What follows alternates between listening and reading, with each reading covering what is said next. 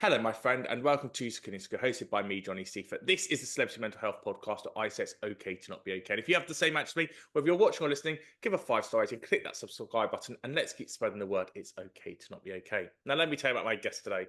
My guest today is a singer and actress who you've been in some of your favourite musicals, including Phantom, Mamma Mia, and Alice in Wonderland. And then last year, she became the star of Eastenders as Nadine Keller, the girl that Jay Brown went with after Lola died. But for now, she's swapped the big screen for the big stage as she's touring in Come What May around the UK this autumn. So to tell me more about her mental health journey, I'm delighted to welcome to Skidinska, it's Jazzy Phoenix. Hello, Jazzy. Hello. I like that you call yourself Jazzy. I presume you're a Jasmine. No, I'm Jazzy. Oh, you were born Jazzy? Yeah, I'm just Jazzy. Oh my god, that's such a cool name. Thank you very much. I I've got thought you did that parents. yourself. Phoenix, I did myself, but Jazzy was Jazzy. I had that one. Why did you decide to call yourself Phoenix as your surname? It was it was quite a long time ago, actually. My sister and I decided to be Phoenixes. So my parents divorced when I was kind of in my early teens, mid-teens. We all had our father's name, and then my mother was changing her name. And then we all kind of thought, well, we don't all want to have different names, and that feels odd. And came that kind of uncomfortable discussion of like, whose name are we going to have? My sister and I wanted the same name as each other. So we just decided we'd pick a new one. We ran that by the parents and they were like, yeah, brilliant, have a new one. So we chose Phoenix because it's like the rising from the ashes, like a new beginning. How did you find that, being so young, going through that and having to navigate it yourself? Before we get into identity, just navigating through a divorce when you're trying to learn just who I am and who I am as part of a family setup. Oh, it's chaos, of course. Like I'm sure it's not uncommon either. Everybody, well, not everybody, but a lot of people have that experience and it's disrupting it for sure. It really shakes the ground. You're kind of trying to stand on. Being a teenager is hard enough, isn't it? I remember people always said to me like, oh, your teenage years are your best years and like school's your favorite, like that's the best thing you'll ever. Oh my God, it was awful. I hated being a teenager. Just everything was difficult and your emotions are all over the show and you don't quite know how to be yet or who you are. You're like a baby giraffe, you've like got these big long wobbly legs. And so that was just kind of another added wobble, I guess, on top of it all. But it's interesting for you as a trained dancer and having to dance through school and then into your early 20s, where you're having that outlet there of, right, at home life, nothing's really going well at the moment. So I'm going to have the catharsism in dance. But then, as we know, the dance industry, the pressures that you're put on there, it's like, is that catharsis or am I basically being pushed from pillar to post of trying to navigate that mental health side of me going, I just need to stay sane and just have that outlet to let that aggression out. Performing has got me through everything. Performing and singing mostly, and acting, all of it, performing in general has been my escape my whole life. It's like the one thing that I can go and do and I don't have to be me for a while. I can be somebody else. And I think a lot of performers can relate to that feeling of like you step into another world where everything is shiny and covered in glitter and you get to live there for a couple of hours and it's the best. I mean, I don't know what I would have done if I didn't have the outlet of my art. What was going on in Jazz's life that you needed that outlet for? So what were the negative sides, apart from the divorce, but in yourself that you felt that you were almost letting yourself down with? I think the general things that you struggle with when you grow up, I don't know if they're unique. I don't think they're unique to me. I think as I grow up and as I form more close relationships with people around me, I realize that very few of our experiences are unique, that we share a lot of them. We just don't talk about them. So we feel like we're having these unique experiences, but we're often not. The same things as most people, I think. I'm still a very anxious person, but I was a very anxious teenager. I was very scared of the world. I struggled at school to make friends and I couldn't quite find the place where I was supposed to go, where I was supposed to fit in. I loved to perform and I loved to dance, sing and act and do all of these like seemingly extroverted things, but I'm a real introvert and I need a lot of time on my own and I can struggle socially. So I think all my friends were dancers and actors and singers and like drama kids. Still, I have friends from school who I just love so dearly. But yeah, I was a bit weird.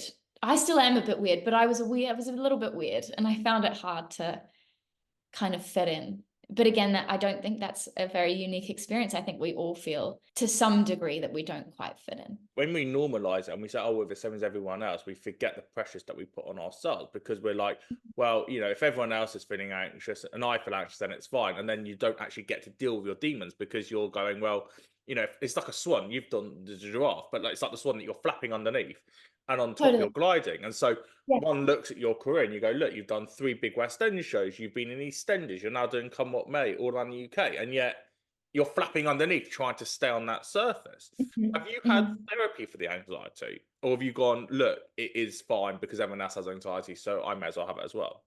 I've been to therapy. I think everybody should go to therapy. Yeah. I think you should go to therapy like you should go to the doctor, like, and get a once over, every now and then, to just make sure you're chugging along nicely. But I find my journal is the most helpful thing for me, to write in my journal. And I write in my journal like you wouldn't believe. I just write in that. I mean, I go through like 3 of them a year. And how do you journal? So for me, I've got a journal that says "Journal for Men," and it has 3 questions. So how are you feeling today? What 3 things that are you grateful for? Notes, and what's one quote today to live by? But it sounds like you proper do a diary, almost like a Dear Kitty style. So how do you write Mine that? is far more chaotic than that. Do you know what? When I first started journaling, I didn't really know. Like, it's a bit awkward. You kind of sit there and you don't really know what to say, or like what do I say? Like, do I just talk about my day, or do I just whatever? When I say I'm not very good socially and I'm a little bit quiet, I get quite anxious socially. But as soon as people are close to me, I can't shut up. So I just yap into my journal essentially. But I go pretty crazy in there. I unpack some pretty deep, dark corners of my mind in my journal. I think you should. I think the more you know about yourself, the more you can move forward and fix things. If you don't know what's wrong with you, you can't fix it. 100%. And the reason that one does therapy is they're not there to guide you. What they're there is to listen to you and kind of keep probing. So it's that thing of, how are you feeling? Well, not how are you really feeling? Well, not how are you really, really feeling? Because I think oftentimes things present, you present as anxious, but you're like, well, why am I anxious? Especially a lot of anxiety is just about nothing. Anybody that's experienced anxiety or panic attacks before, you're like, I don't even know what I'm freaking out about. I don't even know what I'm panicking about. There's no reason to panic. It's not necessarily often about one thing. It just kind of becomes the way that you are, and then you are anxious all the time. And often there's an underlying reason that you're feeling on alert all the time, all day. And I think the journal helps you go in and find those things. And that's the thing. When you get to know yourself and you're comfortable with yourself, that's the way that you are at home, right? So that's the jazzy, the safe jazzy. But then what happens is that you, as an actress, you go out on stage. And on the stage, you can be someone else, and that's one thing. And, being Sophie and Mamma Mia, you're living the life, everyone wants to be with a Sophie or be a Sophie. But then a show like EastEnders comes along, and on paper, this is great. I'm going to be in EastEnders, the biggest show on TV. Everyone's grown up with it. Incredible. It will put you with that. However, what also happens is I'm not just an EastEnders star. I'm also almost a commodity for the public to have a piece of. And whether it's about who I am, where I live, relationships, anything like that, it's like the press have got the freedom to kind of pick at it. And then social media comes in. And what's quite interesting for you is that as an actress, I always think, you should be plugging away on your social media, your TikTok, you should be flying. And yet you're very careful with the TikToks that you present and put out, but also the amount you put out. And yet we're in this world where suddenly you should be putting out loads of TikTok. So talk to me about the mental health journey you've had to go through over the past year of having that fame, but also being Jazzy Phoenix to yourself. Fame is a stretch. Fame is a real far stretch for me. I don't think I'm not famous by any stretch of the word. I've certainly received some attention from this show, some positive, some negative, and I was expecting that. I made some really lovely, lovely friends at EastEnders who had kind of warned me about what was to come, so I wasn't completely in the dark. And what was their advice? Because people like Patsy Kenzie got very close to, and obviously Patsy, and not to talk on behalf of her, I don't know her, and I'm sure you don't want to talk on behalf of her as well, but in the 90s, there was a lot of press coverage of her. And then obviously she's done Emmerdale, she's done EastEnders, she's done Big Brother. You know, she's had bits of surgery, whatever. So there's always been a let's watch Patsy's relationships play out through the Yeah. papers. So what was her advice to someone who's coming into that for the first time without any relationships to even focus on, but just this is what's going to happen when you Google yourself? To make sure my relationship with myself is in check. Make sure that I have a good, stable sense of self, and that I have people around me who aren't interested in the paper. They don't care what's being said or what's being done. Patsy is an incredible, incredible woman, and the way that she navigates the world around her is something to be admired. Her advice was to just keep my feet on the ground and keep talking, like, you know, make sure people are in the loop with how I'm doing and how I'm feeling. And that was kind of the advice of everyone, really. Make sure that you stay in the real world. Like, there is a real tangible world. And this is, again, you know, what I was going to say to you about the social media thing. Like, I'm just not very interested in social media. It's really not much deeper than that. I don't really think too much about what I post.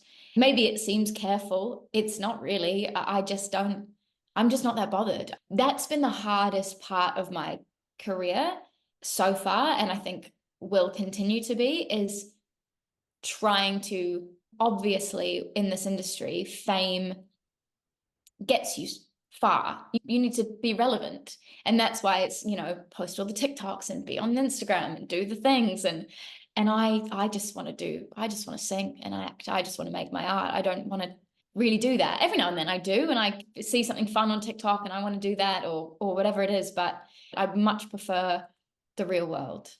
But then how is that when you come in front of casting directors? You've got the Hannah Lauvers who, you know, doing Six the Musical or SpongeBob the Musical is really important to have her presence because of her TikTok following.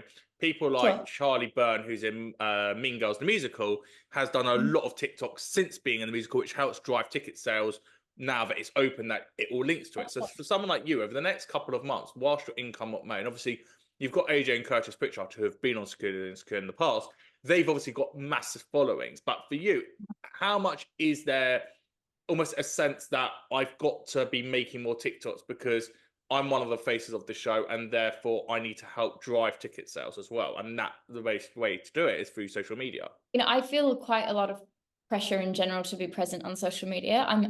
I'm a really, like, a lot of the reason why I don't like to post so much, and that I guess what I'll need to overcome in order to post more is I'm just a perfectionist. I don't want to see myself on repeat, on loop, on a TikTok. It freaks me out. Like, I just can't look at myself for that long. It like, I get too nitpicky about everything, and I want to make sure it's, you know, there's one little thing that's not right. And I don't know if you're the same way, but anybody that is listening that is a perfectionist knows that, like, you would rather not do it than not do it perfectly. Yeah. So when you're trying to post something, or you're trying to make a video, and something doesn't look right, or you don't look right, or you sound funny, or you've watched it too many times, do I sound annoying, or maybe I'm not coming across right, and people might think I'm weird, or people might think I'm, you know, a bitch, or people might think I'm whatever it may be. People might think I'm arrogant, or so then you talk yourself down into a hole, and then I'm not, I would just rather just turn it off. And how important is that? Is that the biggest conversations that I ever had are always in our heads. They're never said out loud by anyone. And yet No, in our head, totally. we have the biggest conversations. Yeah, of course, because you say that out loud and it sounds crazy. Like, just It does. no one cares, post the TikTok, it doesn't matter. But I don't know, to me it kind of does. I'm very scared of things like that. Well, it's really interesting because obviously you've got a very big friendship with Jamie Botherick. And Jamie started on EastEnders really, really young, worked his way up. Now he's doing Strictly Come Dancing, obviously. Mm. You've been performing your whole time, then you do EastEnders without TikTok. And yet neither of you really have a social media presence. And so you're almost like sliding doors, that there's probably a lot you can have learned from him in terms of the acting side and the fame side and dealing with that. But yet you're able to teach him about the dancing side and being a perfectionist and the way we all use social media. So what are the lessons that he's given you and vice versa as you're both trying to navigate these two journeys together? Because it's quite nice to watch your journeys that you're both doing the same thing but different, if that makes sense. Sometimes I feel like me and Jamie are just the blind leading the blind. I'm sure we have taught each other a lot. I think the biggest thing that he's taught me is to be kind to everybody, treat everybody with kindness. He's got a huge personality. And like I said, I can be a little bit more reserved. Jamie has a very special way of making everybody in the room feel like they have his absolute full undivided attention. And that's something I really, really admire. I can tend to be more of a listener in the room than a speaker. But when you're around somebody that's so captivating like that, and everybody loves Jamie, you know, you can't not love Jamie. He's like a ball of joy. And I want to be more like that. He's taught me a lot of that. And perhaps vice versa. I've taught him when it may be more appropriate to stay quiet. Well, what's really nice is I see Jamie at Cirque du Soleil each year, and I always see him by the toilets. He doesn't know who I am, but we know a lot of the same mutual people. And I always see him by the toilets, and he's always asking how everyone is and what everyone is up to. He never talks about himself. He's always focused on everyone. And it's so nice to see that there is kindness in the world, and there's kindness and there's no ego. And that's something that I've always taken away from him, of watching him in person, of going, he's just a kind of person. You know, he's gentle. And when you've grown up in the industry, it could all come to you of going, well, I'm the big star because I've grown up in this and that's all I know. And yet he doesn't feel like that childhood star. He just feels like someone who does a job that he really does love. Yeah, absolutely. That's really evident when you're around him, that's how he is and who he is. And talking of come what may, let's talk all about it. So I'm very excited for this. I'm coming to see it in a couple of weeks' time. What can I be expecting on the night? You can be expecting all of your favorite movie musical smash hits, all the best songs from Moulin Rouge, all the other big movie musicals we've got. You can expect glitz, glamour, dancing. I mean, the dancing is going to be unbelievable. You've got vocals from yours truly and a couple of other fantastic singers. It's just going to be an absolutely spectacular, fun. I think fun is the biggest word I can use to describe it. It's going to be a bundle of fun. And so with Strictly Come Dancing, obviously, because that's where we're going to know AJ Pritchard from. We know he's on the dance floor, and we've got Dave Arch and his band behind doing the vocals back there. How's it going to work on the staging for Come What May? Are we going to see AJ to one side dancing and then you standing singing from the other side and going, which way am I looking? Well, right now, my guess is as good as yours. We start rehearsal on Sunday. Yeah, I like that. Yeah, we start rehearsal on Sunday. So I don't know, is my honest answer. But Come What May is one of the most beautiful songs in the world. It's a song I want to have my first dance to at my wedding. What does the song mean to you? And what does Moulin Rouge as a whole mean to you? Moulin Rouge, I watched Moulin Rouge for the first time when I was quite young, actually, probably too young to watch it, but I was obsessed with musicals. I had Cats on a tape, like a live recording of Cats, the musical, and I watched it like on repeat when I was little. And Moulin Rouge didn't come to, wasn't long after. It's kind of one of the first things I saw where it was okay to be a bit odd, you know, and the same with like the Rocky Horror Picture Show and all of these things. The Greatest Showman. The Greatest Showman, all of these shows where it was some of the first kind of, I guess, media that I consumed as a child before social media, and now that we can all see that everybody's different and this is all great, but before that was celebrated in such a universal way, it was one of the first things that I watched where people were eccentric and people were a bit odd and they didn't quite fit in, or they might not have known what to say, or they expressed themselves through performance. I just think that's so important. It was so pivotal in my life to have those things that modeled that for me. I'm so excited to be a part of it, doing it live. Oh, I'm so pleased. Well, you can see Come What May all around the UK from October. For more information, go to comewhatmayshow.com and cuffandtaylor.com to buy your tickets. And if you need more reasons to go and see the show, AJ and Curtis Pritchard have been on Skin and Skill in the past couple of weeks, so do go and check it out in the library. If you love EastEnders like I do, there are episodes on Skin and Skill with Kelly Shirley, Neil McDermott, James Alexandru, and Sid Owen. And if you love music theatre stars, including Georgina Castle and Jay Perry, being part of my theatre club. And if you love Skin and Skill, you love today's interview, then please leave a 5-star rating wherever you're listening, click the thumbs up where you're watching, and click that subscribe button so we can keep spreading the word it's okay to not be okay. On TikTok at Johnny Seifert 92, on Instagram at Johnny Seifert, and that's Skin and Skill podcast where you can find me. Where can people find you, Jazzy? You can find me at Jazzy Phoenix on Instagram and on TikTok. Amazing. I'm Johnny Seifert. So thanks so much for watching or listening. Until next time, thank you and goodbye.